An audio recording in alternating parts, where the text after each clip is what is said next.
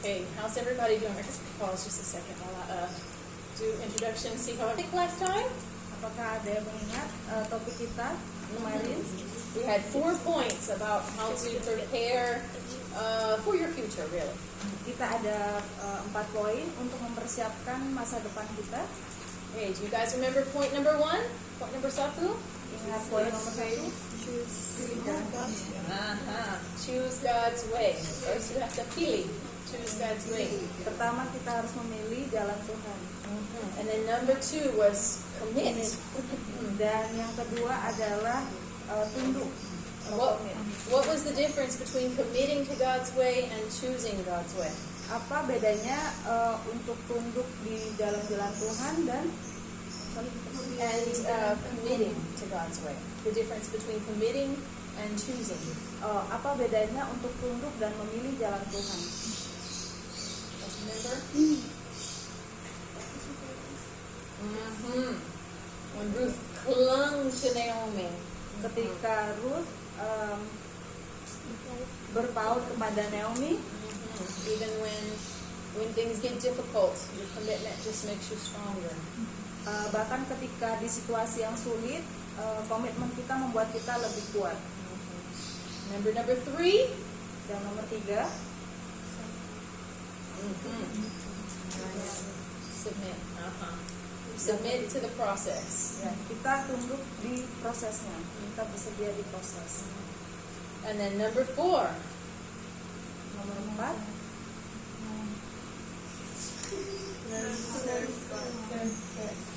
Learn to serve joyfully and wholeheartedly.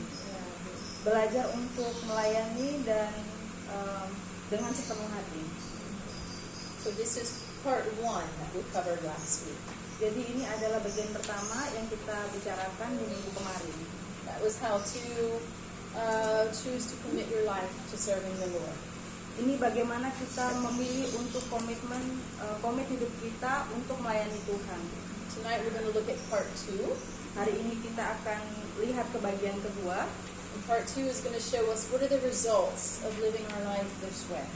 Dan di bagian kedua ini akan kita lihat apa hasilnya ketika kita komit ke jalan Tuhan. And so we're going to be covering a lot of the story of Ruth tonight. Hari ini kita akan berbicara banyak hal tentang Ruth. So, Dad, you think you can do reading for us again tonight? Sure. Let's all go to Ruth chapter 2. Kita pergi ke Ruth bagian 2, bab 2. Remember, Ruth has already made her commitment. She's already serving. She's been working hard. Ya, Ruth sudah komit, dia melayani, dia bekerja keras dengan sepenuh hati. Tonight we're going to see what is the hasil from living a life like this. Dan hari ini kita akan melihat bagaimana hasilnya ketika kita memilih hidup seperti Ruth. Okay, so let's see. Let's start in chapter 2, verse 2. Di Ruth 2 ayat 3. Let's read 2 and 3. Ruth 2 ayat 2 sampai 3. Maka Ruth perempuan Moab itu berkata kepada Naomi, biarkanlah aku pergi ke ladang memungut bulir-bulir jelai di belakang orang yang murah hati kepadaku. Dan sahut Naomi kepadanya, pergilah anakku. Pergilah ia, lalu sampai di ladang dan memungut jelai di belakang penyabit-penyabit. Kebetulan ia berada di tanah milik Boaz yang berasal dari kaum Elimelek. Okay, so Ruth, where does Ruth end up from working hard? Jadi di mana Ruth berakhir ketika dia sudah bekerja keras? In whose field? Di ladangnya siapa? The field of Boaz. Was she looking for Boaz? Apakah dia mencari Boaz? No. If you're committed to Christ, you've committed your life to Christ. Kalau kita komit hidup kita kepada Kristus, You've given everything to Him. kita memberikan semuanya kepada Tuhan. I promise you, you will end up in the right place. Saya berjanji kepada kalian semua, kita akan berakhir ke tempat yang benar. I can promise you because this has been my own experience. Saya bisa menjanjikan ini kepada Anda semua karena saya sudah mengalami hal ini. When I'm committed to give Christ everything, all of our lives, Ketika saya berkomitmen untuk memberikan semua hidup saya kepada Kristus, He's always led us and guided us all along the way. Dia selalu membimbing kita dan memimpin kita di setiap perjalanan hidup kita. Not just in my marriage, Tidak hanya di pernikahan Bu Teresa, but we met the right people at the right time. tetapi juga bertemu dengan orang yang baik, yang benar, di waktu dan tempat yang benar. We met Pastor Eric in one association at just the right time.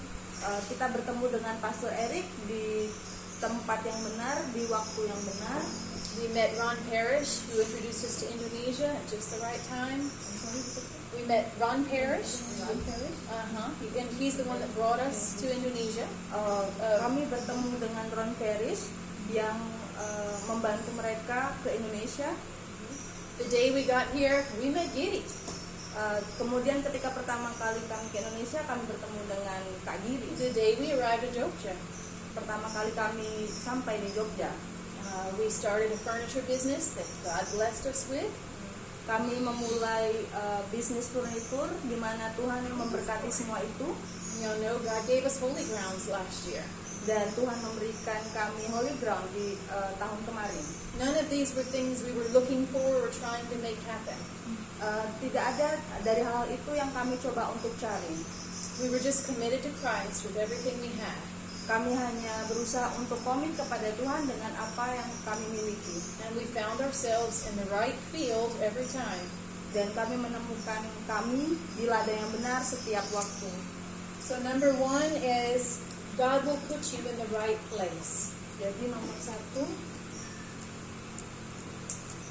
Tuhan akan menempatkanmu di tempat yang benar.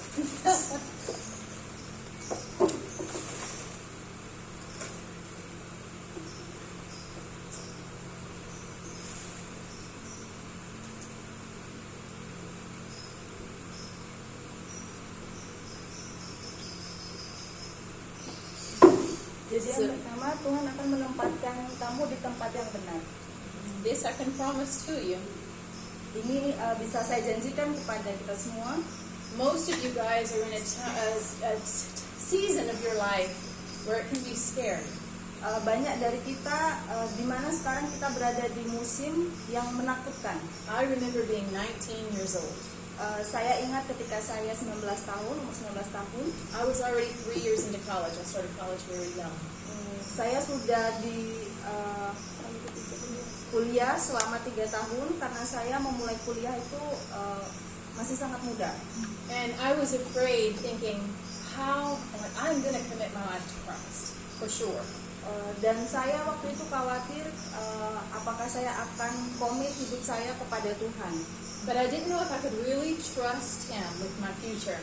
Tapi saya tidak tahu apakah saya akan mempercayakan masa depan saya kepada Tuhan. And I spent a lot of time worrying about my husband one day, my children one day. Dan saya mengeluarkan banyak waktu hanya untuk khawatir tentang suami saya nantinya, kemudian anak-anak saya nantinya, My future, what it would look like. bagaimana masa depan saya. I had a sister who was very good at planning. She planned out her whole future. Saya punya saudara perempuan di mana dia sangat pintar sekali untuk merencanakan sesuatu. But I didn't plan my future. I just trusted God with it. Tetapi saya tidak merencanakan masa depan saya hanya mempercayakan itu kepada Tuhan. And neither me, not planning, nor my sister who did plan, neither one of our lives went the way we planned. Jadi baik saya maupun saudara perempuan saya tidak ada yang merencanakan itu. So I can tell you that you can trust the Lord with your future. It's safe. Jadi saya bisa menjanjikan kepada kita semua bahwa kita dapat mempercayakan hidup kita kepada Tuhan. Many of you guys have heard the miracles that have happened in our lives, and we were just at the right place at just the right time. Banyak dari kita mendengar tentang keajaiban yang terjadi di tempat yang tepat dan waktu yang tepat. I know how we almost got killed at gunpoint by the cartel in Mexico. Many of you have heard these stories.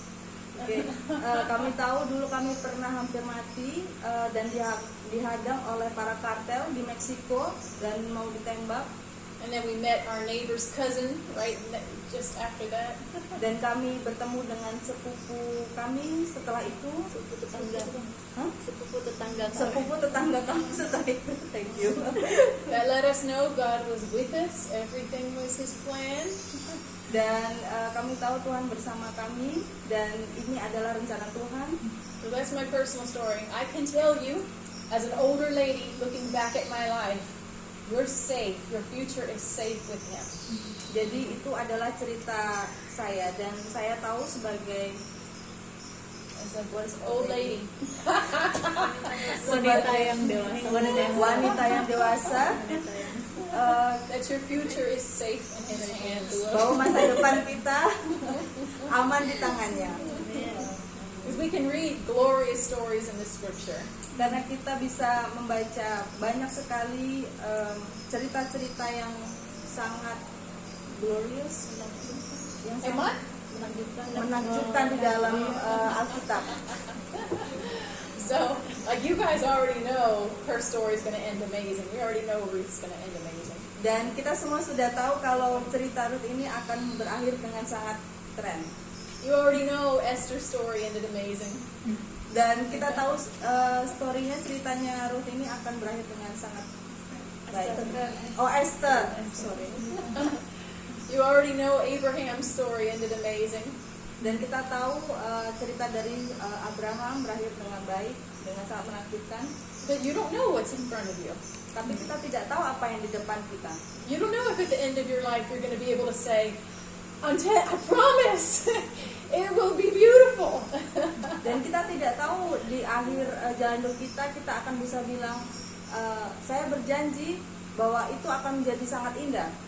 But I can promise you, Tapi saya bisa menjanjikan kepada Anda, if you commit to His way, kalau kita semua komit kepada jalan Tuhan, and you cling to Him, dan kita mendekatkan diri kita kepada Tuhan, and you seek first the kingdom, dan kita mencari terlebih dahulu kerajaan Tuhan, you will never know what's next, kita tidak akan tahu apa yang akan terjadi selanjutnya, but you have a beautiful life. tapi kita akan mendapatkan kehidupan yang indah With Him leading you all the way. dengan Tuhan menuntun kita sepanjang jalan. And it won't mean you won't have hard days. And it doesn't mean you won't have hard days. Dan itu bukan berarti kita tidak akan memiliki hari-hari yang buruk. But I promise you, you'll end up in the right field at the right time. I promise. Tapi saya janjikan kepada Anda semua, kita akan berakhir di ladang yang tepat. And many times there's days first that are stressful and difficult before you start finding that. Dan sebelum kita menemukan ladang yang tepat, biasanya akan ada jalan yang sangat stressful, yang sangat membuat kita stres dan sulit. God allows these things to happen to see how committed are we to Him. Tuhan mengizinkan semua hal itu terjadi untuk melihat kita bagaimana seberapa besar kita komit kepada Tuhan. And will we be like Orpah and turn around when times get difficult? Kita akan seperti Orpah And turn around when times get difficult. dan berbalik ketika hari-hari yang sulit itu ada. But here we see Ruth just so happens to end up in the field of Boaz. Dan kita di sini melihat kalau Ruth berakhir di ladang Boaz. Okay, so let's read verses 5 and 6.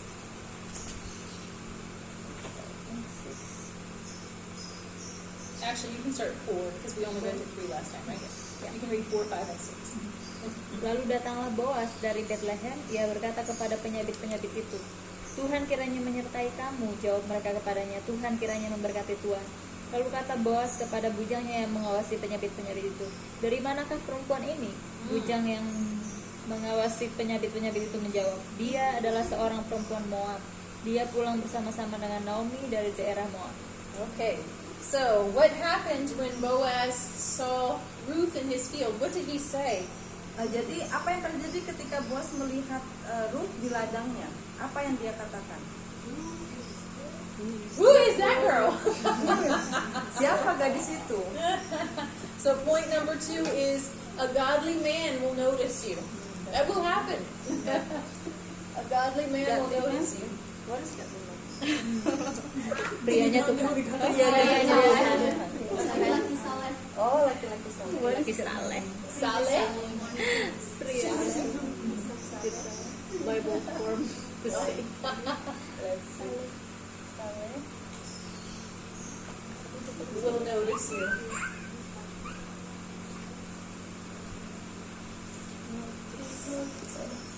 Menandai. Melihat. Ketandai kan. Menyadari keberadaanmu. This might also feel like it'll never happen. Sadari keberadaannya. Jadi poin yang kedua, laki-laki saleh akan melihat atau menyadari keberadaan kita. This might also feel like this will never happen. Tapi ini juga bisa hal ini tidak akan terjadi. But this will also happen. Tapi ini juga bisa terjadi. So, when you're serving the Lord, Jadi ketika kita melayani Tuhan, you're going to end up in the right field. kita akan berakhir di ladang yang tepat. You're serving Naomi, Jesus, with all of your heart. Kita melayani Naomi atau Jesus dengan sepenuh hati kita. And some man is saying, wow, look at that amazing woman of God. Dan para pria akan melihat kita, wow, betapa kerennya wanita itu. And she doesn't know that. She's just picking wheat. Dan Ruth tidak tahu itu, dia hanya mengambil gandum. Okay, so let's read verses 11 and 12. Jadi kita baca di Ruth 2 ayat 11 dan 12. Boas menjawab, telah dikabarkan orang kepadaku dengan lengkap segala sesuatu yang engkau lakukan kepada mertuamu sesudah suamimu mati. Dan bagaimana engkau meninggalkan ibu bapakmu dan tanah kelahiranmu serta pergi kepada suatu bangsa yang dahulu tidak engkau kenal. Tuhan kiranya membalas perbuatanmu itu, dan kepadamu kiranya dikaruniakan upahmu sepenuhnya oleh Tuhan, Allah Israel yang di bawah sayapnya engkau datang berlindung. So number 3 is you'll have a reputation of godly character.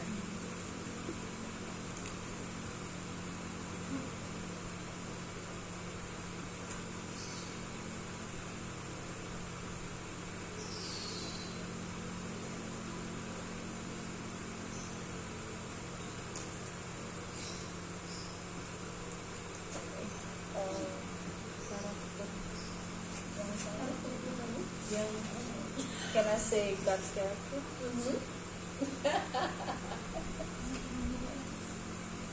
Jadi poin nomor 3, kamu akan memiliki karakter Tuhan.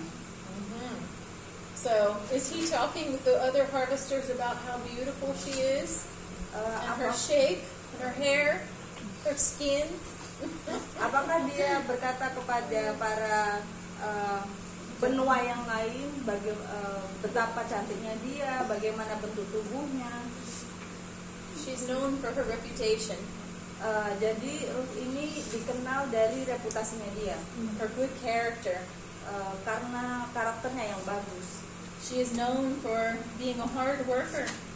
Ruth dikenal sebagai wanita yang pekerja keras. She's known for her loyalty to Yeah. Christ. Dia kenal dari kesetiaannya kepada Tuhan. And she's known for coming under the kingdom of God, coming and joining the Jewish people's nation. Dan dia dikenal sebagai orang yang masuk ke dalam kerajaan Tuhan di bawah under the She's come under the wings of God through the Jewish community. dia masuk ke dalam kerajaan Tuhan melalui komunitas Yahudi. She has no idea people are watching. Dia tidak tahu kalau orang-orang melihat dia. She's not doing anything to impress anybody. Dia tidak melakukan apapun untuk mengimpress atau mengesankan setiap orang.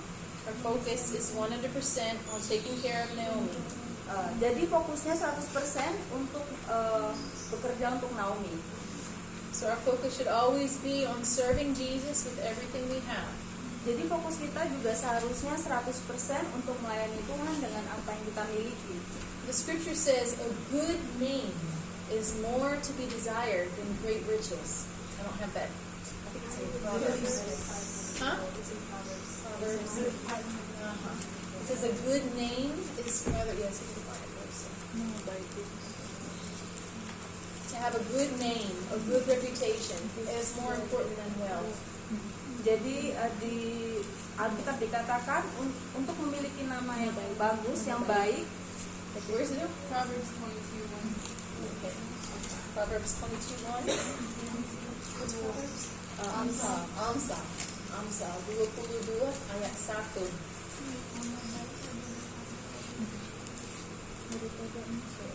Says a good name is more desirable than riches or wealth, right? Jadi di Amsal 22 ayat 1, nama baik lebih berharga daripada kekayaan besar. So your name is more important than your wealth or your status. Jadi nama kita lebih penting daripada kekayaan atau status kita. When someone, let's see, when you think of Pat Brent, what comes to your mind? You automatically think of something. Jadi ketika kita melihat Pak Brent, apa yang kita pikirkan pertama kali? What's Apa yang things kita that pikirkan? come to your mind when you think of Pat Brent? Apa yang terlintas di pikiran kita ketika kita melihat Pak Brent? Man of faith. Faith, definitely faith. Iman. Definitely man of faith. Joking, loves to joke. Suka bercanda, Listen. Handsome.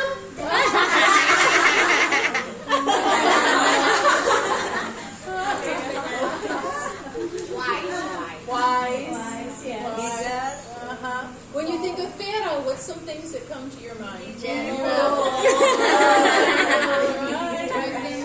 So gentle, so kind, so soft, so beautiful. That's not in my mind. When people think of you, what comes to their mind? What do you think people think of when they think of you? Ketika orang lain memikirkan tentang kita, apa kira-kira yang terlintas di pikiran mereka tentang kita? That's way more important than light skin, pretty hair. Itu lebih penting daripada kulit yang cerah, rambut yang indah. Way more important. Lebih penting, jauh lebih penting. Your character is way more important. Karakter kita jauh lebih penting dari apapun. Think about that. Ask the person next to you, what do you think of when you think of me? Coba tanyakan dengan orang di sebelah kita, apa yang dia pikirkan tentang kita. Jane.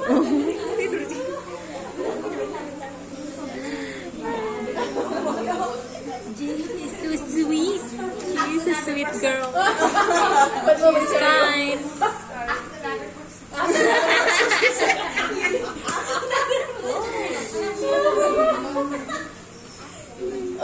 Zoe. I was surfing hard. Okay, so we know that a good name is more important than riches. Jadi kita tahu kalau nama yang baik lebih penting daripada kekayaan. And if you turn a few more pages in your Bible to Proverbs 31, Dan kalau kita ke Amsal 31, the last verse of Proverbs 31, tells us that fearing the Lord is more important than beauty.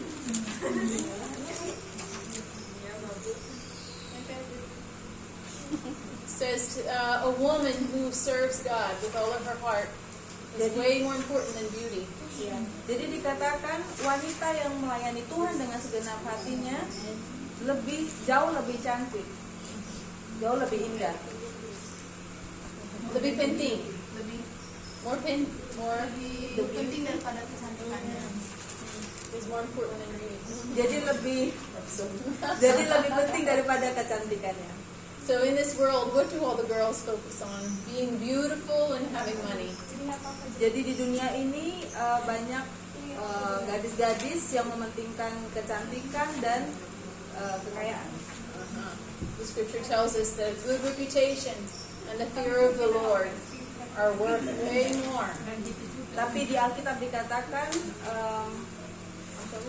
That to fear the Lord and to have a good name untuk takut akan Tuhan dan memiliki nama yang baik is more important than money and beauty. jauh lebih penting daripada uang dan kecantikan. The scripture says that a woman who fears the Lord, her value is more than a ruby. Jadi di Alkitab dikatakan wanita yang takut akan Tuhan, dia lebih berharga daripada ruby, batu ruby. It says that a ruby has value because it's so rare. You don't see it very often. Jadi batu ruby dia memiliki nilai yang jauh lebih tinggi karena dia sangat langka. How many of you in your life have seen a real ruby? Jadi berapa orang dari kita yang pernah melihat ruby?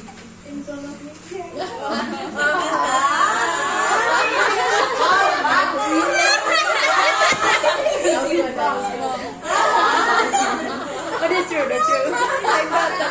More than We've never really seen them. That's how rare they are. Jadi kita belum pernah melihatnya, sebegitu langkanya batu ruby itu. You could spend your whole life searching maybe and never find a ruby. Jadi kita bisa menghabiskan seluruh hidup kita hanya untuk mencari batu ruby. That's how rare this precious woman of God is. A ruby. There's not many of them.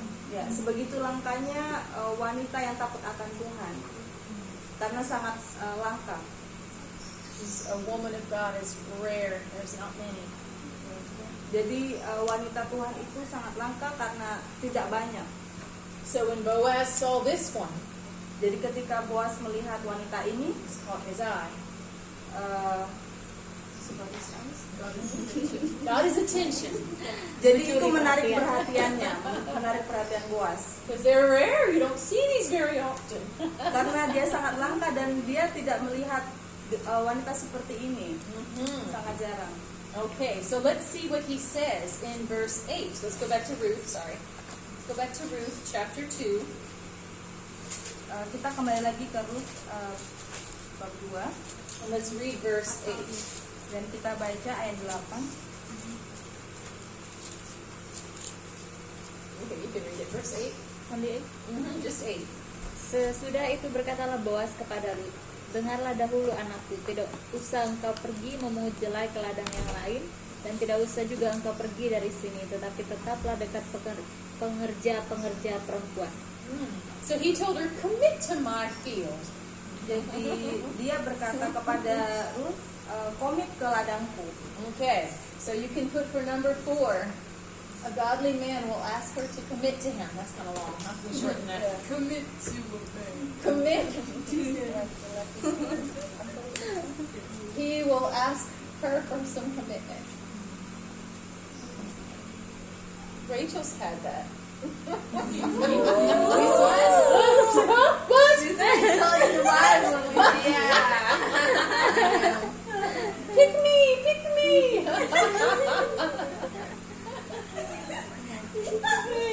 He told her, don't go into any other field. Stay here in this one. Yeah. Commit to his field.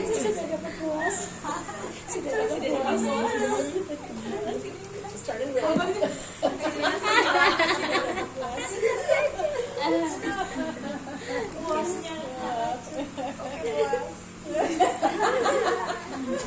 Okay. Poin nomor 4. So, when a godly man sees a ruby of a girl, Jadi ketika laki-laki saleh melihat wanita ruby ini, he's going to start chasing her. dia akan mulai mengejar wanita itu. And he's going to say, come commit to me. Come spend some time with me. Dan dia akan berkata, datang, komit kepada saya. He's going to try and catch her. Dia akan mencoba untuk menangkapnya. He's a wise man and she's rare. Karena wanita itu adalah wanita yang bijak dan dia sangat langka. Okay, why is she rare? Because she's so beautiful? Kenapa dia langka? Karena dia cantik. Because she's so rich? Apa karena dia kaya? She comes from a good family, good genetics. Apa karena dia Oh, dari Moab. Why? What does he see in her? Kenapa? Apa yang dia lihat di dalamnya? She's a Christian. Amen. Someone paying attention. So if you want a godly man, who do you need to be? Jadi kalau kita mau laki-laki yang saleh, kita harus jadi seperti apa? So if you want a man who's just a gem, who's just, then be a ruby. Kalau kita mau laki-laki yang Does that translate? yang seperti batu permata, Shiny box. seperti batu permata, kita harus menjadi batu rubi. Not for him, Tidak untuk laki-laki itu, for Naomi, tetapi untuk Naomi, for Christ. untuk Kristus. If you focus on Jesus, Kalau kita fokus kepada Kristus, you will look like Jesus. kita akan menjadi seperti Yesus. You will look like whatever you keep your eyes on. Kita akan menjadi seperti apa yang kita fokuskan. And this man who sees this woman, he's like, this, I've got to have her. Dan ketika laki-laki itu melihat wanita seperti itu tadi yang fokus kepada Tuhan, dia akan bilang, oh saya harus mendapatkan wanita itu. 1 year ago, Jephthah came to me and Farah, more than a year ago. Jadi lebih dari 1 tahun yang lalu, dia telah datang ke Bu Teresa dan Kak Vera, And he said, I see something so special in Rachel. dan dia bilang, oh saya melihat sesuatu yang spesial dari Rahel. He said, my mom and my dad, they never worked together. They always were doing their own separate thing. Jadi ibu saya dan ayah saya mereka selalu tidak pernah melakukan sesuatu hal bersama-sama. Mereka selalu melakukan hal sendiri-sendiri. He said, but I see something in Rachel. Dan saya melihat sesuatu di dalam Rahel. He said, I know that she's going to commit her life to serving Jesus just like me. Dan saya tahu Rahel akan komit hidupnya kepada Tuhan seperti saya melakukannya. He said, I found a ruby. Saya menemukan Ruby. And Ya, ever since then, he's been chasing her to try and keep her in his field. Dan sejak saat itu dia selalu mengejar Rahel untuk datang ke ladangnya. So sweet. Okay. All right, let's scoot to verse 14 through 18. Jadi kita ke 2, 14 sampai 18. 8 through 18. 14 through 18. Ketika sudah waktu malam, berkatalah Boas kepadanya, datanglah kemari, makanlah roti ini dan celupkanlah suapmu ke dalam cuka ini. Lalu duduklah ia di sisi penyabit-penyabit itu, dan Boas menunjukkan bertih gandum kepadanya. Makanlah Rut sampai kenyang, bahkan ada sisanya. Setelah ia bangun untuk memungut pula, maka Boas memerintahkan kepada pengerja-pengerjanya, dari antara berkas-berkas itu pun ia boleh memungut, janganlah ia diganggu. Bahkan haruslah kamu dengan sengaja menarik sedikit-sedikit dari onggokan jelai itu untuk dia dan meninggalkannya, supaya dipungutnya. Janganlah berlaku kasar terhadap dia.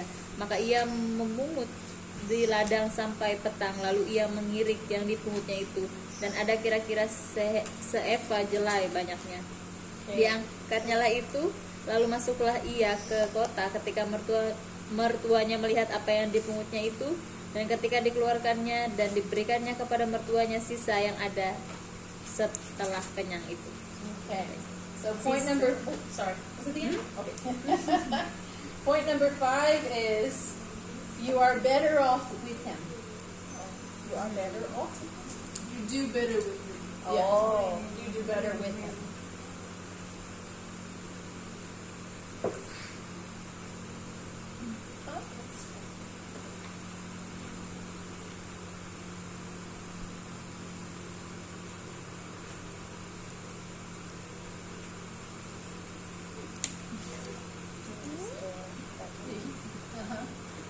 You better with him, or just with him, you can say. Sama dia.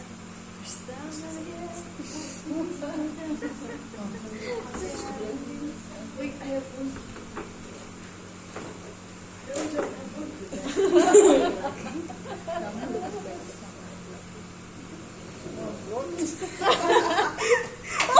Bisa Ren. Jangan gugup Pak. Sorry guys. That one doesn't work. Bersama ya. Oh, there's a good one. Bersamanya. All right. Okay.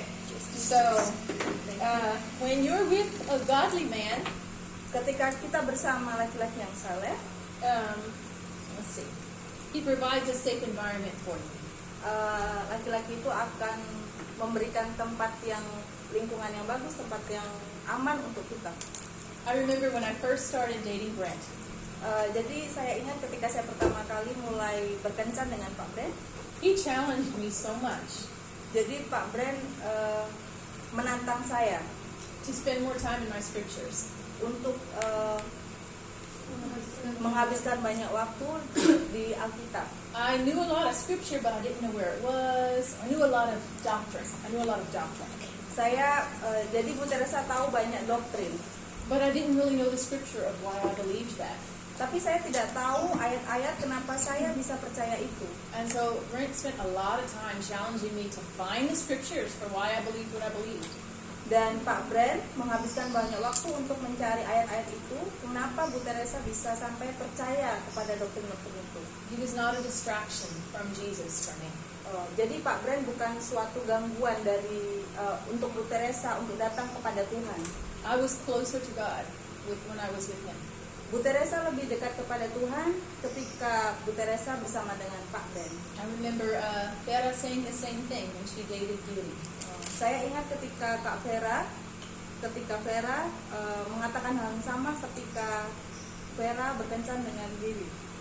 How did that change you, Vera, when you started dating Gili? How did that affect you? I was saying it made me really get into the scriptures more when I started dating Brent. Me too. Yeah. Like more excited also. Mm-hmm. That I know more from him also. Challenge us. So godly man will not distract you from God. Jadi laki-laki yang saleh tidak akan menjauhkan kita atau mengganggu kita untuk dekat kepada Tuhan. He'll actually bring you closer to Jesus. Dia akan jauh bisa mendekatkan kita kepada Kristus. Here, Ruth gets food and she brings extra home to Naomi. Jadi Ruth mendapatkan makanan dan dia membawa ekstra kepada Naomi. And it's the same. When you're dating a godly man, Dan ini sama ketika kita berkencan dengan laki-laki yang saleh, it encourages your growth in the Lord also. Itu Builds your growth in the Lord also. itu mendorong kita untuk lebih bertumbuh di dalam Kristus. We see here, he tells everyone, do not take advantage of her. Jadi kita lihat di sini kalau dia berkata jangan mengambil keuntungan dari dia. At this point, Ruth is not serving Boaz. Di poin ini, di titik ini, Ruth tidak melayani Boaz. She's still serving Naomi. She's still committed to Naomi. Jadi dia masih melayani Naomi dan komit kepada Naomi. But he's providing a safe environment for her. Tetapi Boaz menyediakan tempat yang aman untuk Ruth And more nutrition for her to do her job. dan nutrisi yang lebih untuk Ruth melakukan pekerjaannya. Like the scriptures, giving you more scripture and helping you to grow in your relationship with God, with Naomi. Jadi sama seperti ayat-ayat di Alkitab. Jadi ayat-ayat di Alkitab ini memberikan nutrisi kita untuk bisa memiliki hubungan yang baik dengan Naomi. You should grow in your relationship with the Lord because of him. Jadi kita juga harus tumbuh di dalam Kristus karena dia. Okay, now let's read verse 13. Kemudian berkatalah Ruth, memang aku mendapat belas kasihan daripadamu ya Tuanku, sebab Tuhan telah menghiburkan aku dan telah menenangkan hati hambamu ini, walaupun aku tidak sama seperti salah seorang hamba-hambamu perempuan. So we see here that she is always thankful and honoring. Jadi kita lihat di sini kalau Ruth selalu bersyukur dan menghargai. So we can write that, be thankful and honoring. Be thankful and show honor.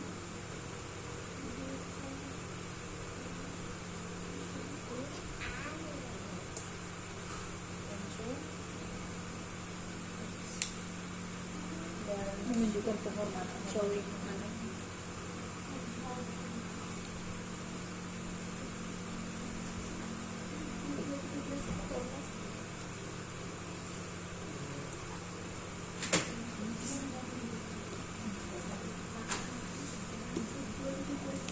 She doesn't think to herself, yeah, finally someone noticed me. I deserve this. Dia tidak Dia tidak berpikir tentang dirinya dan bilang, oh akhirnya ada orang yang lihat saya. I deserve this finally. Saya berhak mendapatkan ini. She's always stayed humble. Dia selalu rendah hati. She's just thankful to be in the kingdom.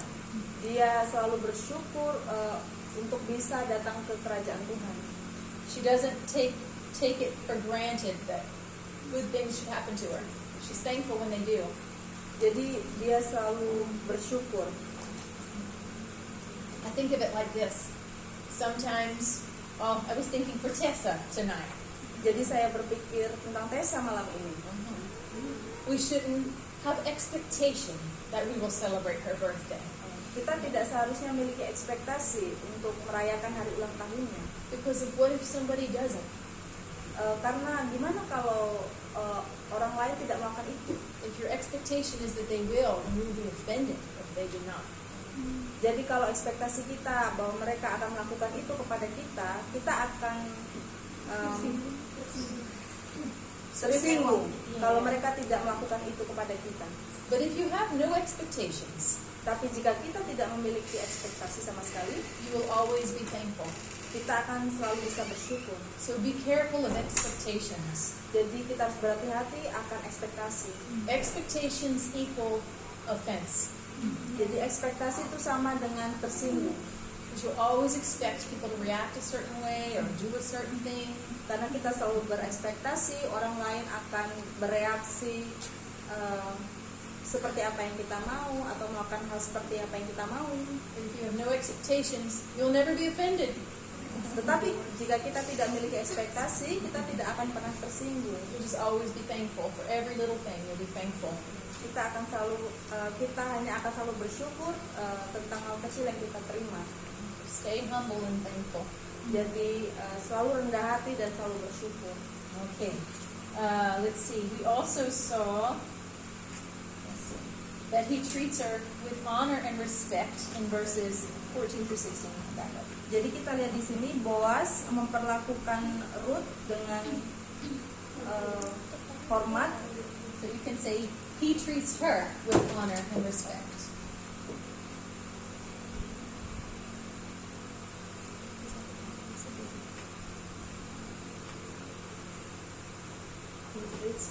Memperlakukan. What can I say? Dia memperlakukan dia. Dia memperlakukan dia. Kamu. Can I say? Or who? Perlakukan kamu. Kamu.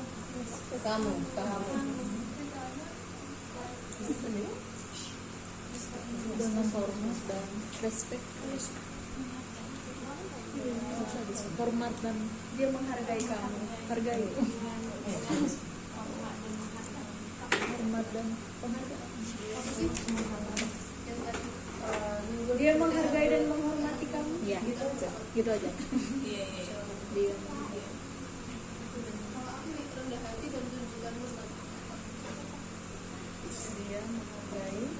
dan menghormati. Oh, udah step selanjutnya.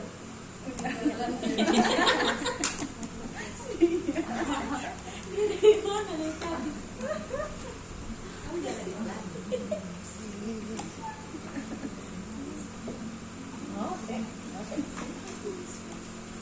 Notice he said, I will tell the men not to touch you. Jadi kita lihat Boaz mengatakan kepada para laki di sana untuk tidak menyentuh Ruth. So a man of God will treat you well. Jadi laki-laki saleh akan perlakukan kita dengan benar. He will not try to touch or kiss or do these things too soon. Jadi dia tidak akan mencoba untuk menyentuh kita atau mencium kita. He will also seek to protect you from other people misusing you. Jadi laki-laki itu juga akan mencoba melindungi kita dari apapun yang mencoba untuk menggunakan kita. He will seek to bless you and not just take from the relationship. Dia akan selalu memberkati kamu dan tidak hanya mengambil sesuatu dari hubungan tersebut. Okay, let's read verse 20. Let's read, read verse 20. Okay, so Ruth has just told Naomi where she's been all day. Jadi Ruth baru saja bertanya kepada we can just say Ruth just told Naomi where Oh. she's been all day. Jadi Ruth mengatakan kepada Naomi dari mana saja dia sepanjang hari. And because Naomi said, wow, where did you get so much food? Dan Naomi bertanya, wow, dari mana kamu mendapatkan makanan banyak ini? And Ruth said, I've worked in the field of Boaz all day. Dan Ruth bilang, oh, saya bekerja di ladangnya Boaz sepanjang hari. Okay, so we can read verse 20. Sesudah itu berkatalah Naomi kepada menantunya, diberkatilah kiranya orang itu oleh Tuhan yang rela mengaruniakan kasih setianya kepada orang-orang yang hidup dan yang mati. Lagi kata Naomi kepadanya, orang itu kaum kerabat kita, dialah salah seorang yang wajib menuntut kita. So Naomi approves of this relationship. Jadi Naomi menyetujui hubungan ini. Okay, so you can say, your authorities will approve.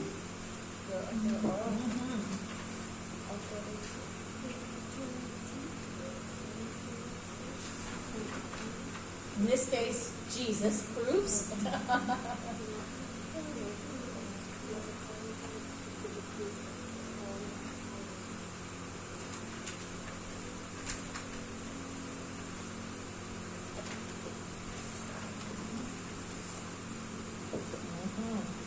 So can we, Jesus will approve of this relationship. Jadi Yesus akan menyetujui hubungan ini. Maybe your parents, maybe not, I don't know.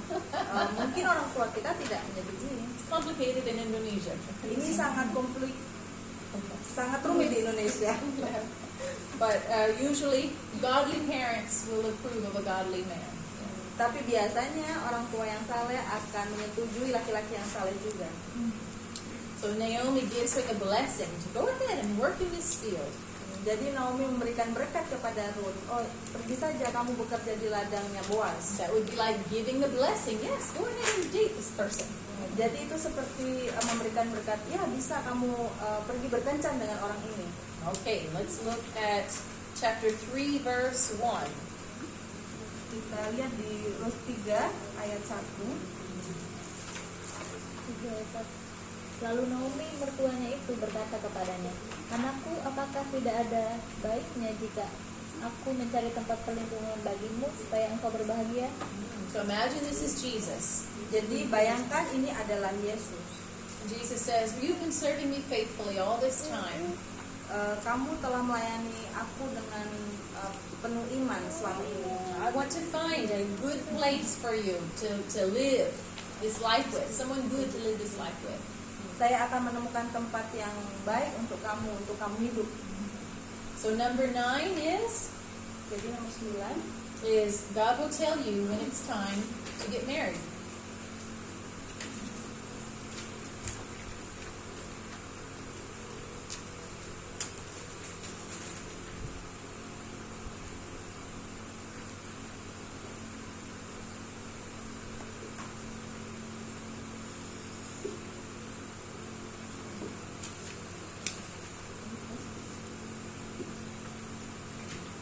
Oh, I'm sorry.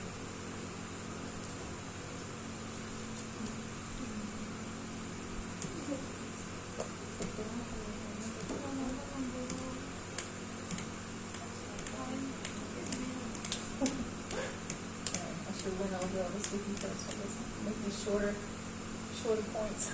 Instead of complete sentences. No, it's fine. Okay. Okay. So Naomi here says, it's time for you to take your eyes off of me. Jadi Naomi di sini berkata, sudah waktunya kamu Off of serving just me. sudah waktunya kamu tidak hanya melayani aku saja, And you need to start showing this man you're ready to make a commitment to him. dan kamu harus mulai menunjukkan kepada laki ini bahwa kamu siap untuk berkomitmen dengannya. This could feel weird. Ini bisa saja terasa sangat aneh. She's like, I've been serving you all this time. Saya sudah melayani kamu selama ini. Wouldn't that be sad for me to leave you and take care of and commit somewhere else? Bukankah ini sangat menyedihkan kalau aku meninggal kamu dan komit dengan orang lain? No, Naomi doesn't feel this way. Tetapi Naomi tidak merasakan hal seperti itu. This relationship is a huge benefit to Naomi. Hubungan ini memiliki manfaat yang lebih banyak untuk Naomi. And God feels the same way. Dan Tuhan merasakan hal yang sama. God didn't say, oh, Adam's my best friend. If I give him a wife, I'll lose my best friend. Tuhan tidak berkata, Adam adalah teman baikku dan aku akan kehilangan dia kalau aku memberikan dia kepada orang lain. God was glad to give him a partner. Tuhan sangat senang ketika bisa memberikan partner kepada Adam. That was his plan. Itu adalah rencana Tuhan. Together, they'd be much more powerful. Bersama, Adam dan Hawa akan menjadi lebih sangat kuat. God benefits from it. Dan Tuhan mendapatkan keuntungan dari itu. God is willing to share you with a man. Dan Tuhan mau membagi kita dengan laki-laki yang saleh. Because you have learned commitment, Karena kita sudah belajar untuk berkomitmen, you have learned submission, kita belajar untuk tunduk, you have learned service. kita belajar untuk melayani. Now it's time for you to produce another generation. Dan ini waktunya untuk kita memproduksi. Dan ini waktunya untuk kita menghasilkan generasi yang baru. So we can see too, sometimes we can talk, and Rachel was asking us about the difference between dating and courtship and marriage, and what does that process look like? It's Rachel. Yeah, or this can be a confusing question. What's the purpose? Dating, courtship, what's the difference? What's the purpose? Ini akan menjadi pertanyaan yang mungkin agak membingungkan. Apa tujuan dari berkencan, kemudian menikah? So nowadays in the Christian community, Sekarang ini di komunitas Kristen, a lot of people have dropped the word dating. banyak orang telah menjatuhkan kata berkencan. And change the word to courtship. To courtship. No. Perhaps it might be the same, huh? It might not have any difference. Okay. Because dating in the modern era Karena berkencan di era modern ini, is kind of like a pair of clothes. Kind of like a pair of itu clothes. seperti pakaian Ganti pakaian. sepasang pakaian. If it gets old or you decide you don't like it, you just throw it away and start with a new pair. Dan kalau pakaian itu sudah usang, kita akan mencoba untuk membeli yang baru. It's all about you and what you can take from the relationship and dating. Ya, ini hanya tentang kita dan apa yang kita bisa ambil dari hubungan itu, dari kencan itu. Indonesia, I think, has a better concept of it. Indonesia menurut saya memiliki konsep yang lebih baik. When you date someone, Ketika kita berkencan dengan seseorang, you are aware that there is a potential you might marry this person. kita tahu kalau laki-laki ini memiliki potensi untuk kita bisa menikah dengan laki-laki itu. If there is no way on the face of the earth you would ever marry this person, Jika explain that one.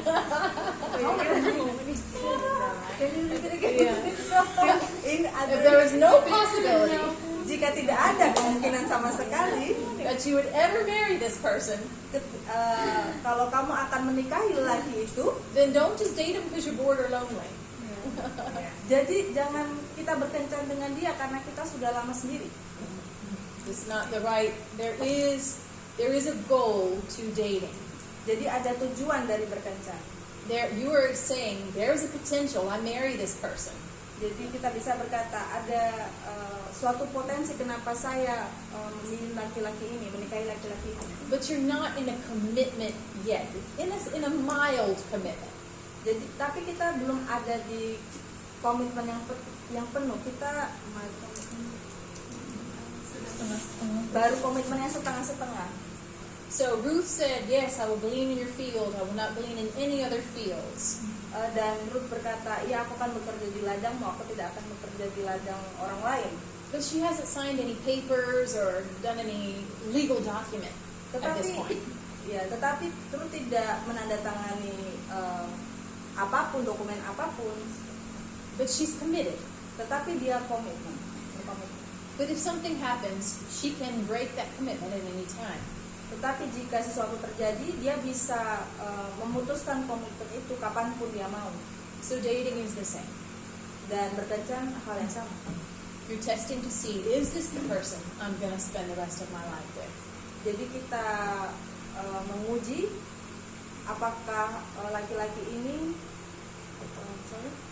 you're checking to see, is this the right person? Jadi kita melihat apakah laki-laki ini adalah laki-laki yang tepat. Because once you make that commitment in marriage, there's no changing it. Karena sekali kita sudah berkomitmen dalam pernikahan, tidak ada apapun yang bisa mengubahnya. But you haven't yet made this commitment. You're exploring it. Tetapi kita saat ini belum memiliki komitmen itu. Kita hanya saat ini berusaha untuk explore. But Naomi's telling her now, I think it's time you make a commitment to this guy. Tetapi Naomi berkata kepada Ruth, sepertinya ini waktu yang tepat untuk kamu berkomitmen kepada laki-laki ini. Bigger commitment than the one she's already made. Jadi komitmen yang lebih besar dibanding komitmen yang sebelumnya Ruth sudah lakukan. Okay. So let's read Ruth chapter 3, verses 3 through 6.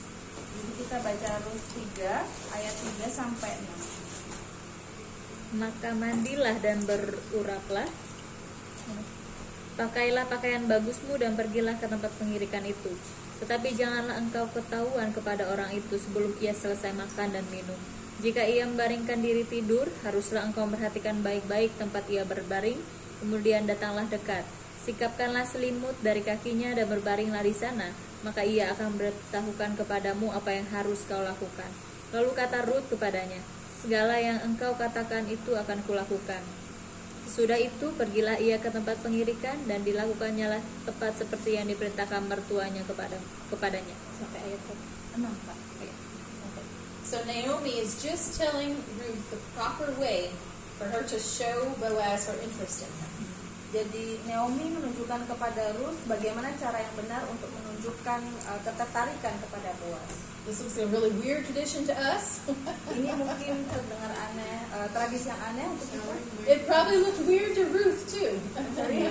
It maybe looked weird to Ruth too. This is not her culture either. Dan mungkin juga terlihat aneh untuk Ruth karena ini bukan tradisinya dia. But she accepts the authority in her life. Tetapi Ruth menerima otoritas di hidupnya And she accepts the guidelines that this authority tells her is acceptable. dan dia menerima petunjuk dari otoritas bagaimana dia harus bertindak. So Naomi knows exactly what was culturally acceptable in her time. Dan Naomi tahu dengan pasti culturally It was culturally acceptable for her to show her interest in Boaz. bagaimana menunjukkan ketertarikan kepada Boaz dengan secara kulturalisasi yang benar, secara budaya. So there's a proper way to respond when you decide that you want to make a commitment to this relationship. Dan ada cara yang tepat bagaimana kita harus merespon. You should never be desperate or unladylike. Kita tidak boleh desperate, putus asa, dan tidak boleh tidak seperti wanita. Okay. Let's see. Let's read Ruth 3, 7 through 9. Kita baca Ruth 3 ayat 7 sampai 9. Setelah Boaz habis makan dan minum dan hatinya gembira, datanglah ia untuk membaringkan diri tidur pada ujung timbunan jela itu. Kemudian datanglah perempuan itu dekat dengan diam-diam. Disingkapkannya lah selimut itu dari kaki Boaz dan berbaringlah ia di situ. Pada waktu tengah malam dengan terkejut terjagalah orang itu, lalu meraba-raba di sekelilingnya, dan ternyata ada seorang perempuan berbaring di sebelah kakinya. Bertanyalah ia, siapakah engkau ini? Jawabnya, aku Ruth, hambamu. Kembangkanlah kiranya sayapmu melindungi hambamu ini, sebab engkaulah seorang kaum yang wajib menebus kami. Okay.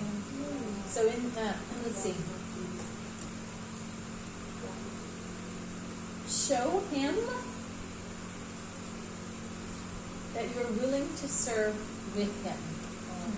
Tunjukkan kepada dia kalau kamu bersedia melayani dia. With him, With him. Oh, bersama dia. Show him you are willing to serve with him.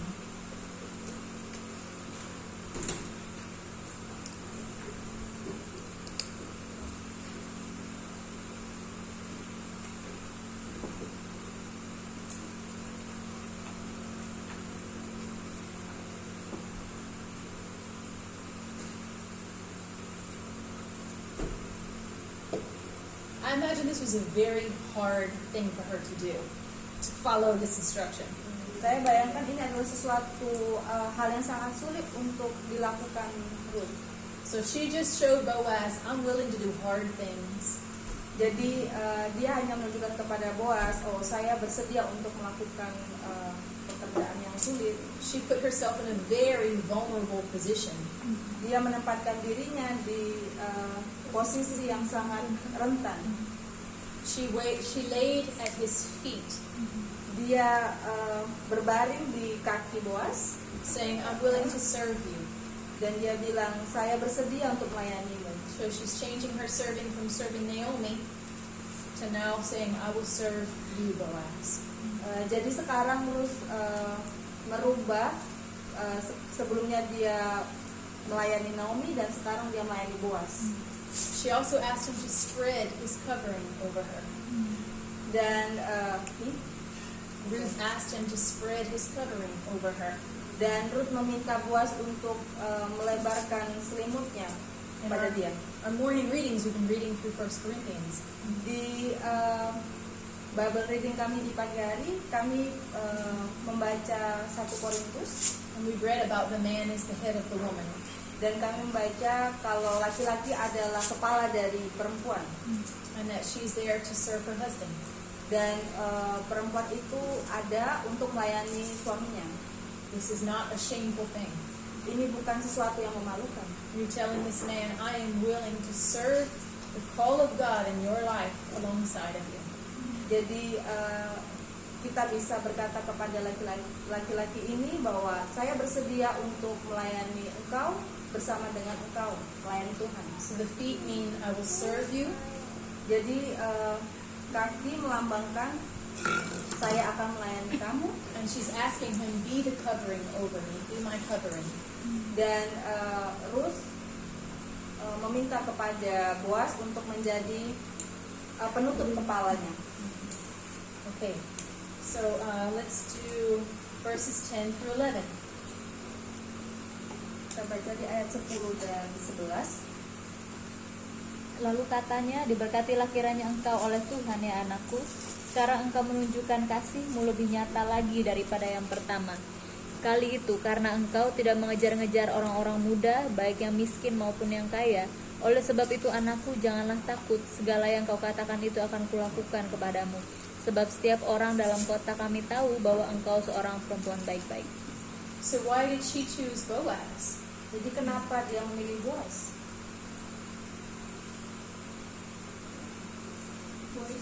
Why did she choose him?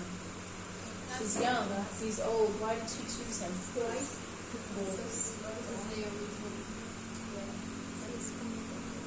She chose him because of the generations. It's going to affect their generations. Dia memilih Boaz karena itu akan berimbas kepada generasinya. She didn't choose him because of his charm and his good looks. Dia tidak memilih dia karena tampannya dan ketampanannya Or his money, although he does have money. atau uangnya. Meskipun Boaz memiliki banyak uang, Well, that's not why she chose him. tetapi bukan karena itu dia milih Boaz. In the Jewish culture, Di budaya orang Yahudi, when you were in a particular tribe, you had a piece of land. jadi ketika kita ada di satu suku, kita memiliki sebidang tanah. And this land was passed down from generation to generation. Dan tanah ini diturunkan dari generasi ke generasi. This was your piece of the promise. Karena itu adalah bagian dari janji. It's precious to you. Ini sangat berharga. I have a small picture of it. I had a piano that my dad bought for me. Jadi saya memiliki piano yang ayah saya belikan untuk saya. And it was the only thing I had left that was from my dad. Dan itu adalah satu-satunya yang tertinggal. It was too big for me to bring to Indonesia in my trunk. Dan terlalu besar untuk saya untuk bawa ke Indonesia. So I said, I cannot sell this. It's too precious. Dan saya bilang, saya nggak bisa jual ini, terlalu berharga. So I gave it to Ibrahim, our Indonesian friend, our Egyptian friend. Ibrahim. Yeah. Oh, jadi saya memberikannya kepada Ibrahim, seorang Mesir. Because I told him, I know you will never give this away. Terus saya bilang kepadanya, oh, saya tahu kamu nggak akan pernah memberikannya kepada orang lain. You will treasure this for my sake. Kamu akan menghargai ini untuk kepentingan saya. I know you will. Saya tahu kamu akan I didn't really give him an option.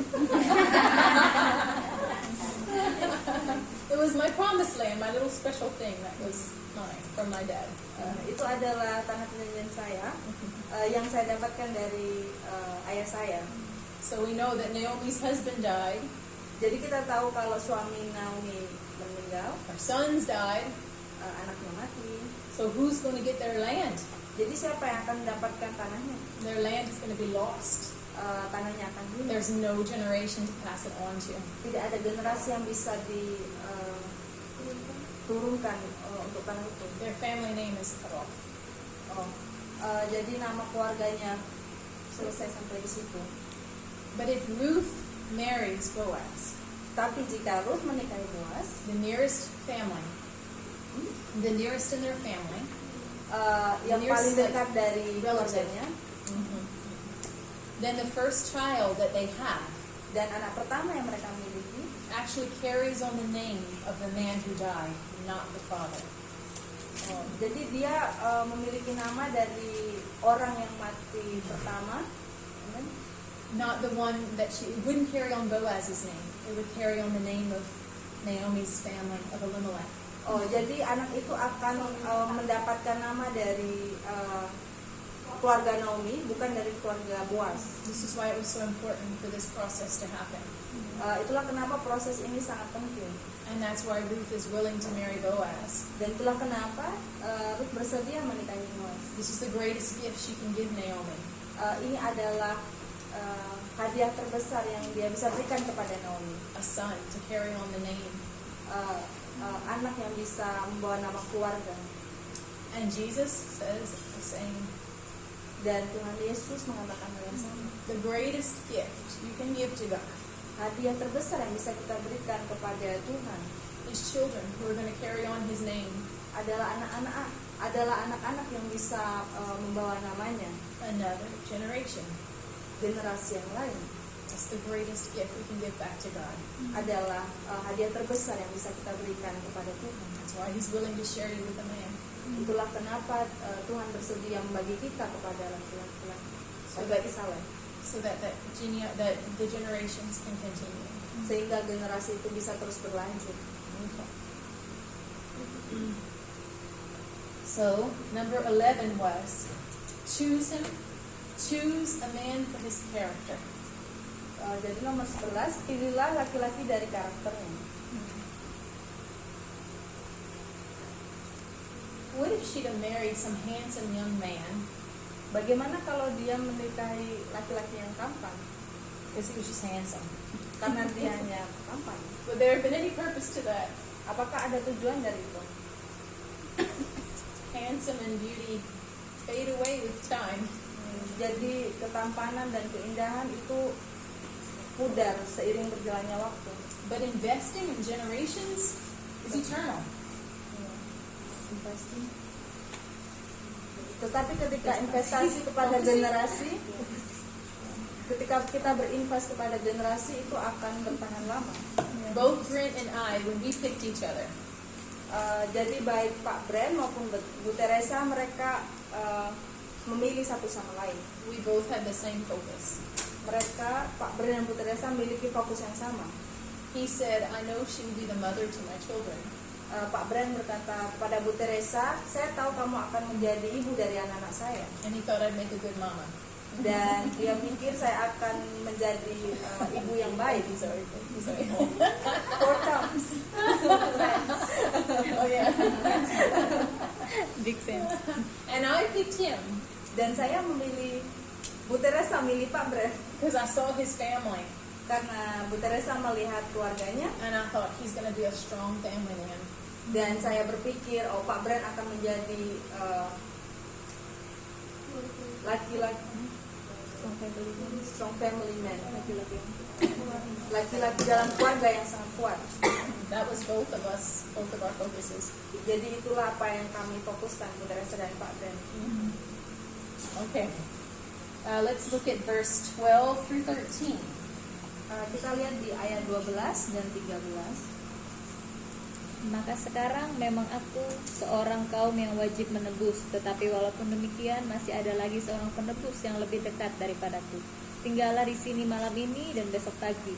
Jika ia mau menebus engkau, baik biarlah ia menebus. Tetapi jika ia tidak suka menebus engkau, maka akulah yang akan menebus engkau. Demi Tuhan yang hidup, berbaring sajalah tidur sampai pagi. Okay.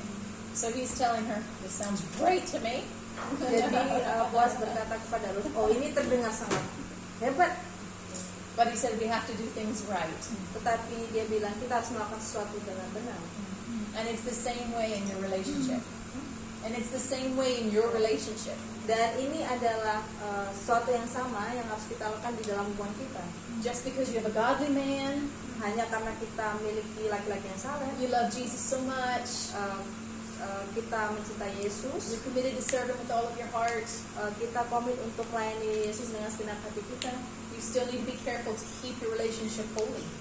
Jadi kita tetap harus berhati-hati untuk tetap menjaga hubungan kita tetap kudus. Because God put this relationship together. Karena Tuhan menempatkan hubungan ini. You still must be careful to keep his blessings on your relationship. Dan kita tetap harus berhati-hati untuk menjaga berkat ini dalam hubungan kita. Okay, let's skip to chapter 4. Kita ke ayat 12 was keep it holy. Stay holy. Stay holy.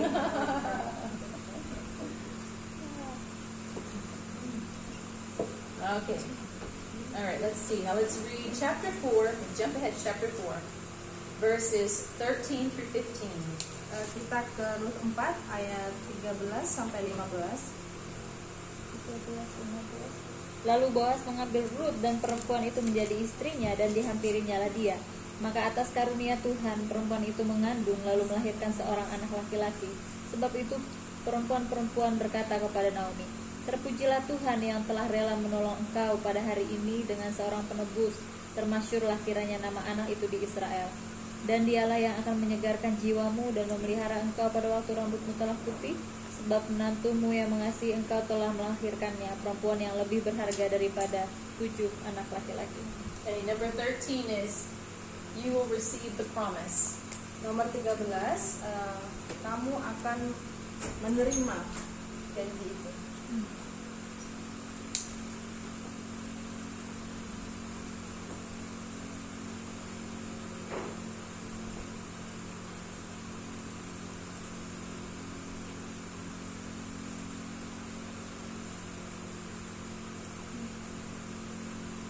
Ruth's life has changed a lot.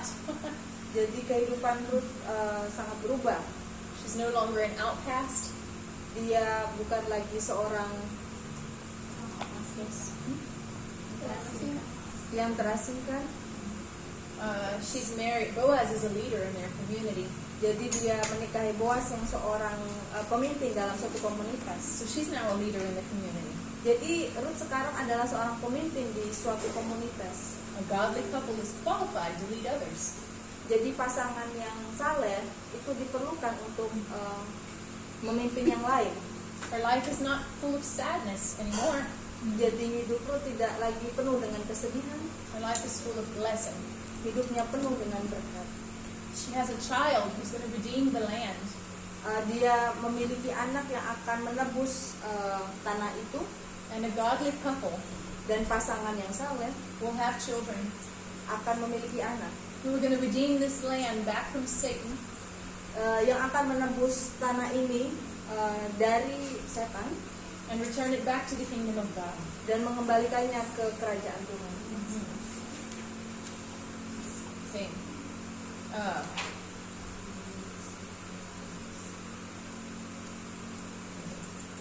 We can read. I want to read all these scriptures about children. I have many scriptures about children, but we'll just skip them. Jadi saya memiliki banyak ayat-ayat tentang anak, tetapi kita akan melewatinya. Okay. Let's just skip to chapter 4, verse 16 through 17. Jadi kita tetap ke bab 4 ayat 16 sampai 17. Can you read it for us, Uli? Oh, you have English, huh? You can. English. I Okay. can read. Okay. 16-17. Iya. 16, 17, yeah. Dan Naomi mengambil anak itu serta meletakkannya pada pangkuannya, dan dialah yang mengasuhnya. Dan tetangga-tetangga perempuan memberi nama kepada anak itu. Katanya, pada Naomi telah lahir seorang anak. Lalu mereka menyebut namanya Obed. Dialah ayah Isai, ayah Daud. Okay. Who did they say had a son? Siapa yang dia bilang memiliki anak? Who had a son? Siapa yang memiliki anak? Naomi had a son? Naomi memiliki anak. When you have children, Ketika kalian memiliki anak, Jesus will say, I have children. Tuhan akan bilang, Yesus akan bilang, saya punya anak. They're not me and Brent's. Itu tidak berarti punya Pak Brand. They belong to the Lord. Mereka adalah milik Tuhan. They're His. Mereka adalah kepunyaan Tuhan. And the Lord will say, I have another generation. Dan Tuhan akan bilang, oh saya memiliki generasi yang lain. Naomi represents Jesus. Naomi melambangkan Kristus, Yesus. So when we have children, Jadi ketika kita memiliki anak, then people will say, oh, Jesus has a generation. dan orang-orang akan bilang, oh, Yesus memiliki generasi. Not us having children, but Bukan, Jesus. bukan kita yang memiliki generasi atau anak-anak, tapi Yesus. Let's turn to Psalm 127, verse 3. Jadi kita ke Mazmur 127. di bab 127 Verse 3. ayat 3. Might be different in the Bahasa Bible. Sometimes Psalms is one verse off from the Bahasa. It's the one that says children are the heritage of the Lord. Is it 127 verse 3? What does it say, Kala? Can you read it for us? Sesungguhnya anak-anak lelaki adalah milik pusaka daripada Tuhan, dan buah kandungan adalah suatu upah.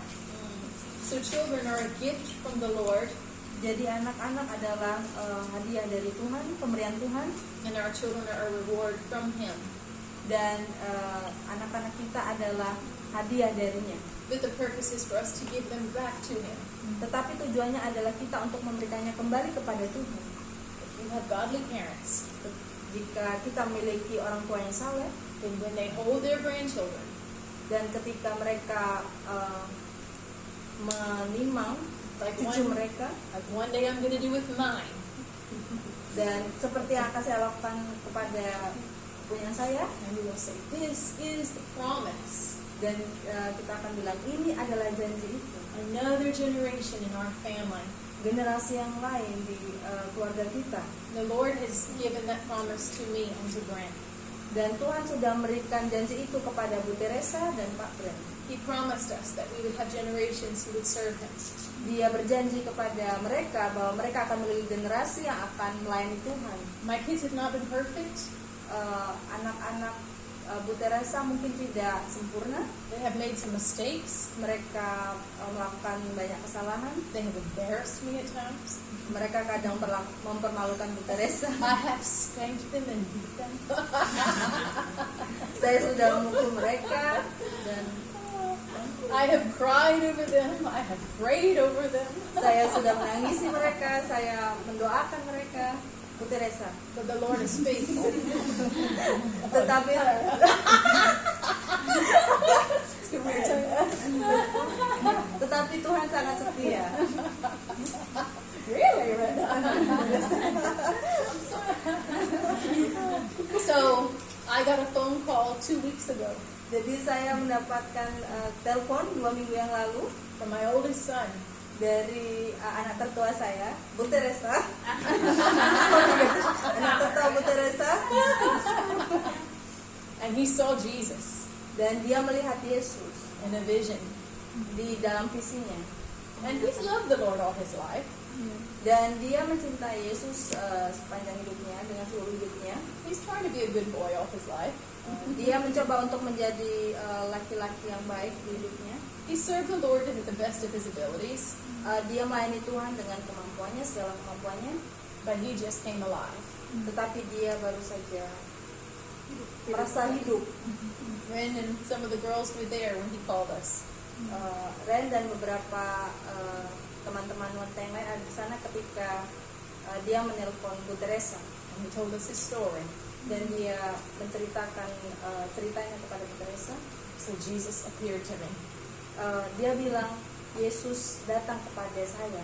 I saw him, Saya melihatnya and I saw his eyes, dan saya melihat matanya. and they looked like fire. Dan mata itu terlihat seperti api, But he wasn't angry at me. tetapi dia tidak marah kepada saya. And he said, Dan dia bilang, what did he say? God is, I'm the God who can, I'm the God who sees. I am the God who can. I am the God who will. Oh, Willie was there too. The God who can, the God who will, and the God who sees you. Jadi Tuhan bilang pada anak Bu Teresa bahwa aku adalah Tuhan yang mampu, aku Tuhan yang will, yang akan, dan aku adalah Tuhan yang melihat. And he said it changed me. Dan dia bilang itu merubah saya. Now all I can think about is those eyes. Dan sekarang apa yang bisa saya pikirkan adalah mata itu. He said, I don't care what people think anymore. Dia bilang saya tidak peduli lagi dengan apa yang dipikirkan orang lain terhadap saya. All I can think about is those eyes that see me. Dan yang saya pikirkan sekarang adalah mata itu yang melihat saya, anak Bu Teresa. And what I look like to him. Dan seperti apa saya di matanya. It doesn't matter what people think. I just want to please those eyes. Tidak peduli apa yang dipikirkan orang lain, saya hanya melihat mata itu. And I heard the story. Dan Bu Teresa mendengar cerita ini, My eyes filled with tears. matanya penuh dengan air mata. God's faithful to my generations. Dan Tuhan sangat setia kepada generasinya. When they run the race and they turn and they pass the person behind them, Dan ketika mereka berlari dalam suatu perlombaan dan mereka melewati garis itu, then they back up because the person's going to pass them up and keep going. mereka Then they back up out of the picture because the next one is going to keep going. menyerahkan tongkat selanjutnya, tapi mereka akan mundur supaya orang yang diserahkan tongkat itu yang akan maju. yes dance. Can you say it again? Jadi seperti kita memberikan tongkat kepada orang yang selanjutnya, tapi kita akan mundur sedikit, orang yang kita berikan tongkat itu yang akan terus maju. And I feel that. Dan saya merasakan itu. I know that my generations are going to run further than we did. Saya tahu kalau generasi Bu Teresa akan berlari lebih jauh lagi daripada apa yang mereka lakukan Bu Teresa. And Abby also had this experience. Dan Abi juga memiliki pengalaman ini Maybe 2 months ago. mungkin 2 bulan yang lalu. She called me a Sunday morning, I think. Who was here? Were you? Someone was here. Jadi Someone was next to me when she called me. Lily was. Lily probably was. jadi Abi menelpon Bu Teresa di hari Minggu pagi Something happened to her. dan sesuatu terjadi padanya. She said when her daddy talked to her last October, Jadi dia bilang ketika Pak Brand bicara kepada Abby di akhir Oktober yang lalu, when he told her about fulfilling God's command for her life. ketika Pak Brand bilang kepada Abby tentang menggenapi janji Tuhan, It was something that went in her heart that just stayed there. ada sesuatu dalam hatinya. And 2 months ago, she came alive. Dan 2 bulan yang lalu dia hidup. She said, God reminded me of what Dad said. Dan Tuhan mengingatkan saya tentang apa yang Pak Brand bilang kepada Abby. And she came alive and committed her life to Christ. Dan dia hidup dan mulai berkomitmen, komit hidupnya kepada Tuhan. And I know we passed the baton to her.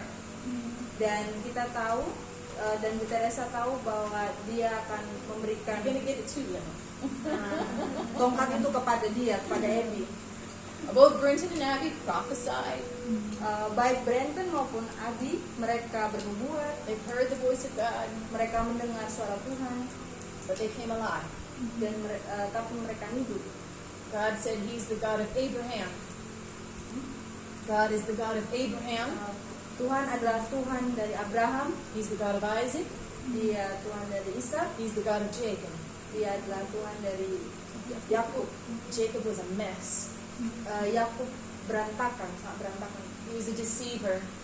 Dia adalah seorang penipu, But he had his own encounter with God. tetapi dia memiliki pengalaman pribadi dengan Tuhan. He wrestled with an angel. Dia bergulat dengan malaikat And the God of his father. The God of his father. dan Tuhan And of his grandfather.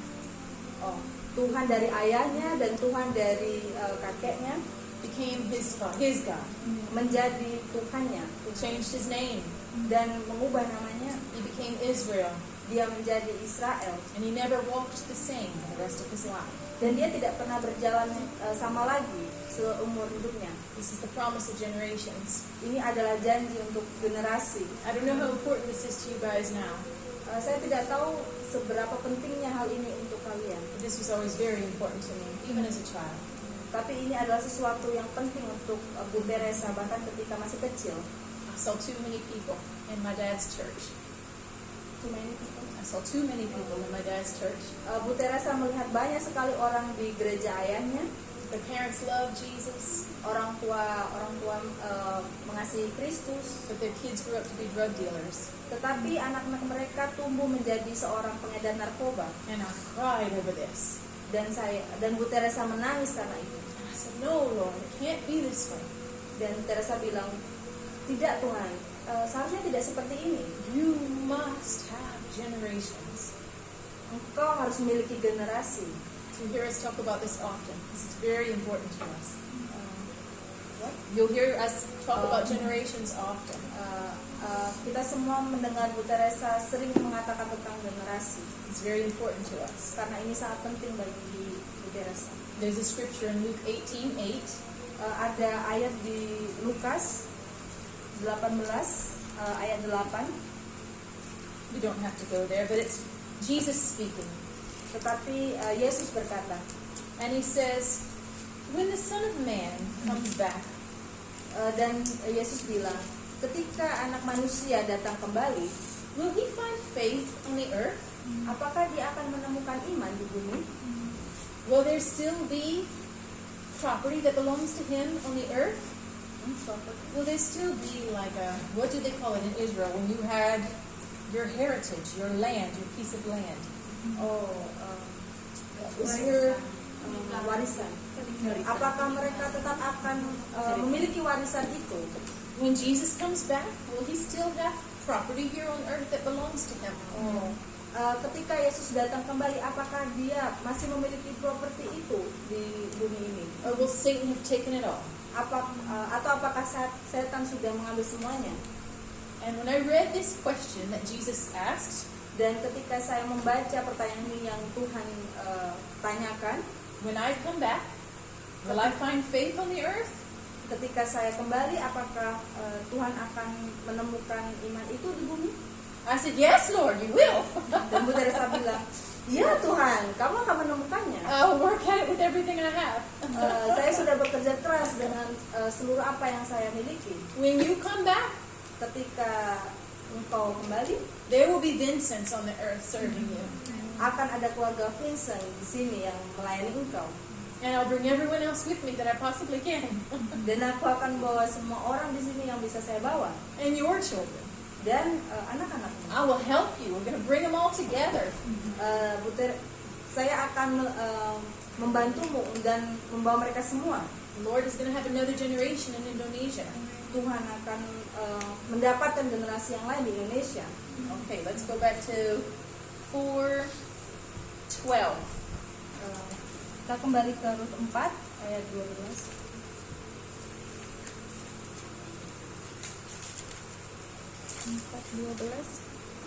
This is what the people say to Naomi.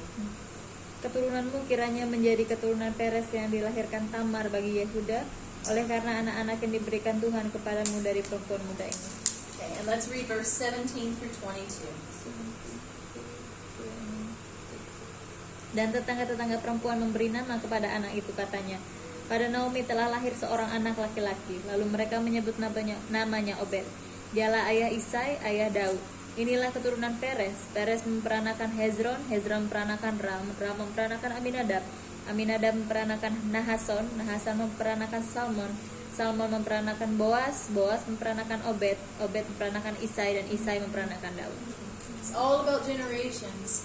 Ini semua tentang generasi. So, number 14 was your children will belong to the Lord. Nomor 14, anak-anak kita akan menjadi milik Tuhan.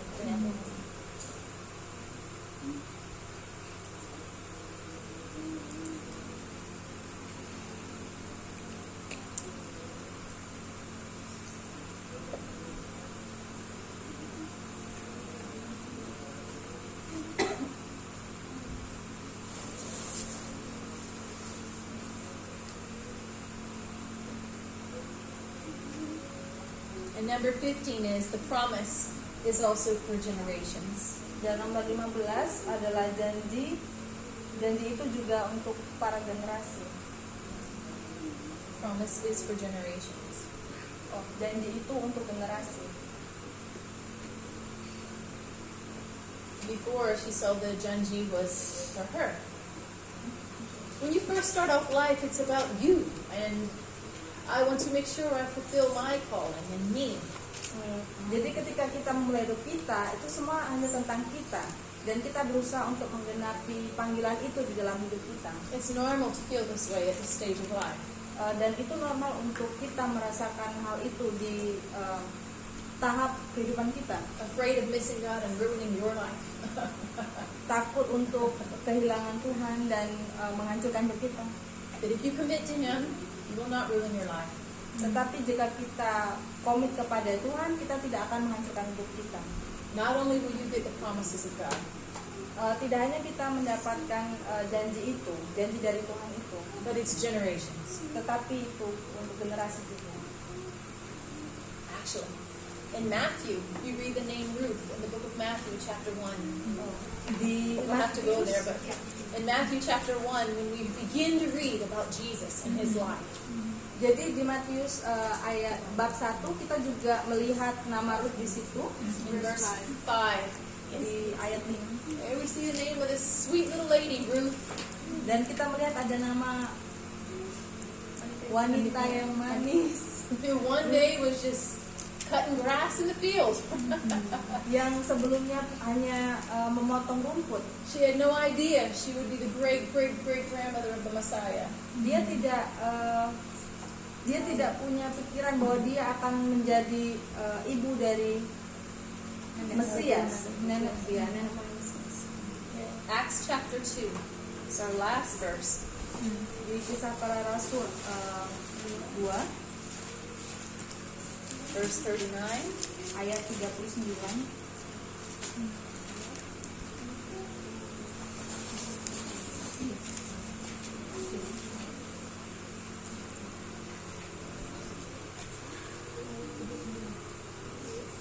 Actually, you can start in verse 38 Bisa dimulai dari ayat 38 and 39. dan 39. You could read it for us, Bob. Read it for us. 38, 39. Jawab Petrus kepada mereka, bertobatlah dan hendaklah kamu masing-masing memberi diri dibaptis dalam nama Yesus Kristus untuk pengampunan dosamu. Maka kamu akan menerima karunia Roh Kudus. Sebab bagi kamulah janji itu, dan bagi anak-anakmu, dan bagi orang yang masih jauh, yaitu sebanyak yang akan dipanggil oleh Tuhan Allah kita. Isn't it funny that he didn't just say, repent and be baptized and you will get the Holy Spirit? Bukankah itu sangat lucu? Dia bilang bertobat dan dibaptis. He says, this promise is for you Dia bilang janji ini adalah untukmu and your children after you dan anakmu setelah kamu and the ones way far off from you now. dan mereka yang nanti akan datang jauh setelah kamu. I don't have time tonight, but I wish I could tell you stories about generations. I know several. Saya tidak punya waktu semalaman, tapi that's too long. Yes, okay, sorry. I have several really cool stories Jadi saya memiliki beberapa cerita yang menarik about Keren. generations who prayed tentang generasi-generasi yang berdoa. And 100 years later, their great-great-great-grandchildren were filled with the Holy Spirit. Dan 100 tahun kemudian anak-anak mereka Because God is faithful. Oh, sorry. mereka menerima Roh Kudus Because God is just faithful like that. karena Tuhan sangat setia. Okay. All right. So there's one more thing I want to add to this. Jadi ada satu hal lagi yang saya mau tambahkan. So while we know that this is the purpose and the plan of God, we know that this is the purpose and the plan of God for you. Jadi kita tahu ini adalah tujuan Tuhan untuk hidup kita. But just like anything from God, Tetapi seperti hal lain dari Tuhan, if we worship the thing, jika kita menyembah bukti, if we worship the promise, or if we worship that, jadi ketika kita menyembah janji itu, we can actually make an idol out of something. kita sebetulnya bisa membuat sebuah berhala dari sesuatu. Like remember the serpent made of brass. Jadi ingat ketika ular yang dibuat dari In the days of Moses, they had to make the snake out of metal. Jadi di hari-hari di masa Musa itu Musa harus membuat ular dari metal. Jadi kayak It was the plan of God. itu adalah rencana Tuhan. But generations later, people began to worship this thing. Tetapi beberapa generasi kemudian orang-orang mulai menyembah ular ini. It became called the Nehushtan. Ini disebut dengan Nehushtan. And actually, I think it was Josiah who destroyed it. Dan saya pikir itu adalah Yosia yang menghancurkannya Because people were worshiping it. karena banyak orang yang menyembah berhala itu. So I want to tell you, do not make an idol out of marriage. Jadi jangan pernah membuat berhala dari pernikahan. It is something from God. Ini adalah sesuatu dari Tuhan. But we cannot make an idol out of it. Tetapi kita tidak bisa membuat berhala dari itu. Many people make an idol out of the ideal marriage, the perfect marriage. Banyak orang mereka membuat berhala atau idol dari ideal sebuah pernikahan.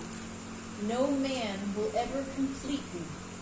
Tidak ada laki-laki yang bisa melengkapi kita. You are complete in Christ. Kita lengkap di dalam Tuhan. You are fulfilled in Christ. Kita digenapi di dalam Tuhan. He is your source. Dia adalah sumber kita. No man can ever fill a void in your life. Tidak ada laki-laki yang bisa mengisi kekosongan dalam hidup kita. If you put this expectation on a man, Jadi jika kita berekspektasi hal ini akan laki-laki, you will always be disappointed. kita hanya akan kecewa. There's a scripture, there's a story in our Bible about a woman Jadi ada cerita di dalam Alkitab tentang seorang wanita who was empty inside. yang kosong. dalam hidupnya. She was looking for a man to fulfill her. Dia mencari laki-laki yang bisa mengisinya. She tried 5 times. Dia mencoba 5 kali. She always thought it was the man's fault. Dia selalu berpikir ini adalah kesalahan dari laki-laki. She got a broken one, so she tried again. Sebelumnya dia miliki teman She laki-laki. got a broken man. She kept getting another one. Dia pikir dia memiliki laki-laki yang rusak, jadi dia mencari lagi laki-laki yang lain. Trying to satisfy her. Jadi mencoba memuaskan dirinya sendiri. But until she drank the living water, Sampai dia minum air kehidupan. completely satisfied in him.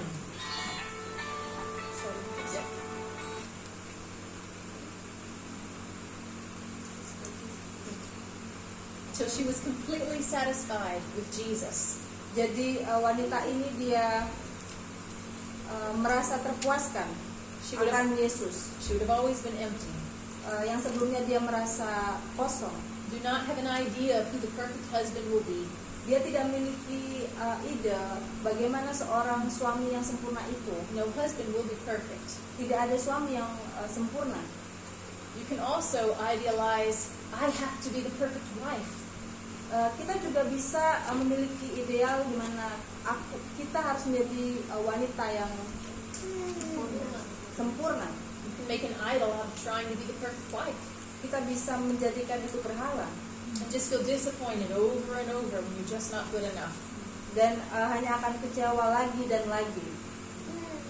You can't make idols out of these things that are designed by God. Kita tidak bisa membuat berhala dari hal-hal ini yang didesain oleh Tuhan. We can make idols out of having perfect children. Kita bisa memiliki berhala dengan berpikir untuk memiliki anak-anak yang sempurna, Perfect families. keluarga yang sempurna. And then when our kids have a bad day, Dan ketika anak-anak kita memiliki hari yang buruk, like it must be a failure. kita berpikir ini suatu kegagalan. Cannot make idols out of perfect children. Kita tidak bisa membuat berhala dari Perfect children. dari anak-anak yang sempurna. Nowhere does the scripture command me to raise perfect children. Tidak ada ayat yang menyuruh saya untuk membesarkan anak-anak yang sempurna.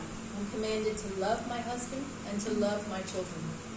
Saya diperintahkan untuk mencintai suami saya dan Love my children.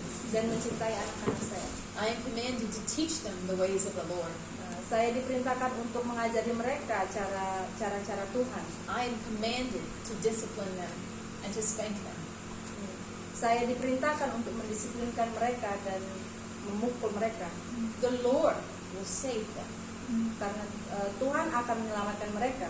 I don't have to present these perfect children before the Lord. Saya tidak harus mempersembahkan anak-anak yang sempurna di hadapan Tuhan. I just have to do my part. Saya hanya harus melakukan bagian saya. And they will be sinners just like I was. Dan mereka akan menjadi pendosa seperti saya dulu. And He will save them because He's just good like that.